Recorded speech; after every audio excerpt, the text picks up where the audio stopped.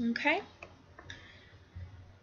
After the creation of acetyl-CoA, our next step in cell respiration is the Krebs cycle, which can be pretty complicated, but I'm going to try and simplify it a little bit for you guys.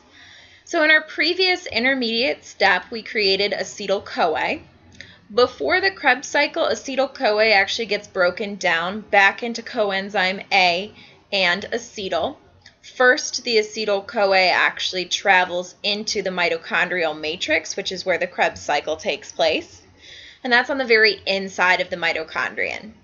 So after we break acetyl-CoA down into coenzyme A and acetyl, which has 2 carbons, acetyl joins to another molecule, oxaloacetate, which I'm going to abbreviate as OX, but the full name is given up here. That one has 4 carbons, so together they form a molecule called citrate, which has 6 carbons. Now, during the process of breaking down that citrate molecule, we are reducing 3 NAD+ to 3 NADH, taking some electrons and also some H's from citrate.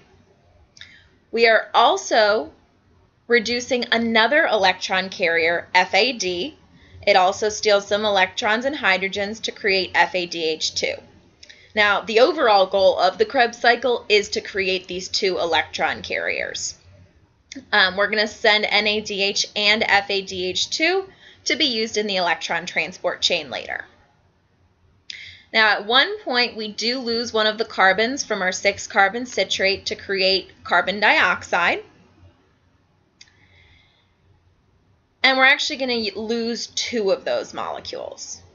So eventually, we are going to end up with oxaloacetate again, which has 4 carbons. And it's drawn as a circular cycle because it then goes up and picks up another acetyl group, and the process starts again.